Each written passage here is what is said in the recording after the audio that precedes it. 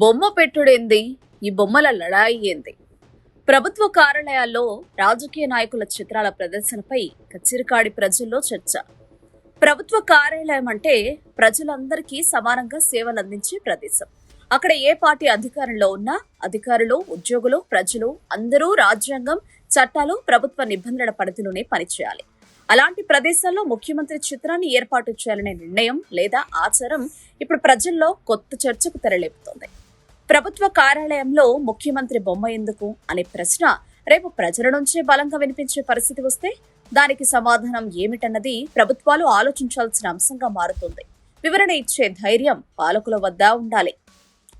ఒక బొమ్మతో మొదలై బొమ్మల వరుసగా మారుతుందా? ప్రభుత్వ కార్యాలయంలో ముఖ్యమంత్రి చిత్రాన్ని ఏర్పాటు చేస్తే రేపు అదే తరహాలో ఇతర ప్రజా ప్రతినిధుల చిత్రాల కోసం డిమాండ్లు వచ్చే అవకాశం ఉందని ప్రజలు వ్యంగ్యంగా ప్రశ్నిస్తున్నారు. ముఖ్యమంత్రి బొమ్మ పెట్టినప్పుడు జిల్లా ఇన్ఛార్జి మంత్రి బొమ్మ ఎందుకు పెట్టకూడదు? ఆ జిల్లా మంత్రి బొమ్మ ఎందుకు ఉండకూడదు? ఆ నియోజకవర్గ ఎమ్మెల్యే, ఎమ్మెల్సీ, జెడ్పీ చైర్మన్ చిత్రాలు ఎందుకు ఉండకూడదు? ఆ తర్వాత సర్పంచ్, ఎంపీపీ, జెడ్పీటీసీ, పురపాలక చైర్మన్ పర్సన్లు, మేయర్స్ బొమ్మలకు కూడా చోటు దక్కాలి అంటూ ప్రశ్నలు మొదలైతే పరిస్థితి ఎక్కడికి దారితీస్తుందన్నది ఆసక్తికరంగా మారింది.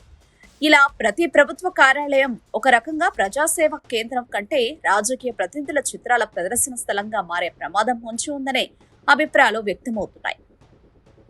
ప్రజాస్వామ్యంలో ప్రభుత్వ కార్యాలయం ఎవరిది? ఇది కేవలం ఒక ఫోటో గురించి జరిగే వివాదం కాదు. ప్రభుత్వ కార్యాలయం ఏ పార్టీకి చెందినది కాదు, ప్రజలందరికీ అన్న మౌలిక సూత్రం ఇక్కడ ప్రధానంగా నిలుస్తుంది.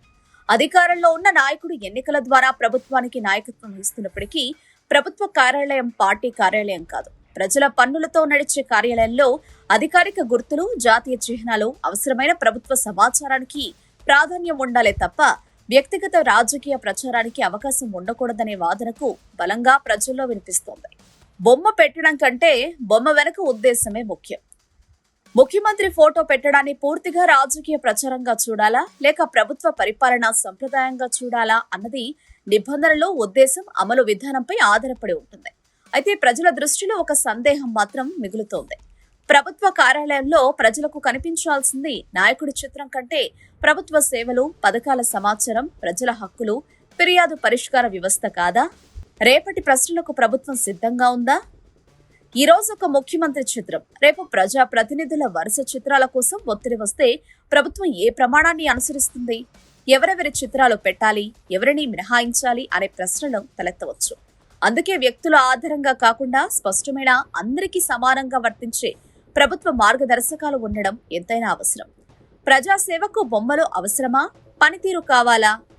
ప్రజలకు ముఖ్యమంత్రి బొమ్మ కనిపించడం కంటే ప్రభుత్వ కార్యాలయంలో పని సకాలంలో జరగడం ముఖ్యం. దరఖాస్తు పెండింగ్ లో ఉండకపోవడం ముఖ్యం. లంచం లేకుండా సేవ అందడం ముఖ్యం. అర్హత ఉన్నవారికి పథకాలు అందడం ముఖ్యం. అధికారులు ప్రజలకు అందుబాటులో ఉండడం ముఖ్యం. అందుకే ప్రజల అసలు డిమాండ్ బొమ్మలు కాదు, బాధ్యత కావాలి. ప్రచారం కాదు, ప్రజాసేవ కావాలి అనే దిశగా పాలన ఉండాలి.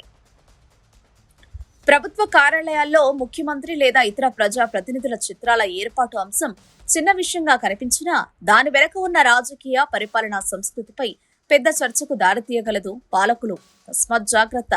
రాజకీయ నాయకులు వస్తారు, పోతారు, ప్రభుత్వాలు మారతాయి, కానీ ప్రభుత్వ కార్యాలయాలు మాత్రం ప్రజాస్వామ్య వ్యవస్థలో శాశ్వత ప్రజాసేవా సంస్థలు అనే ఉంటాయి. అందుకే బొమ్మ ఎవరిది అన్న ప్రశ్న కంటే ప్రభుత్వ కార్యాలయం ఎవరిది అన్న ప్రశ్నకు సమాధానం స్పష్టంగా ఉండాలి. బొమ్మలు కాదు, బాధ్యత కావాలి. ప్రజాసేవే ప్రభుత్వ కార్యాలయ లక్ష్యం కావాలి. ప్రజా చైతన్యం కోసం ప్రత్యేక విశ్లేషణ. చెప్పాల్సింది చాలా ఉంది, చదవాల్సింది ఇంకా మిగిలే ఉంది. Sakinala Sudhakar Patel, senior journalist. Q news లో ఎడిటర్లు కావాలను మీడియా రంగంలో మీ టాలెంట్ కు ఇది సరైన వేదిక. 2 నుంచి 3 సంవత్సరాల అనుభవం ఉండి Photoshop, Premiere Pro, After Effects లో నైపుణ్యం ఉన్నవారు కావాలను.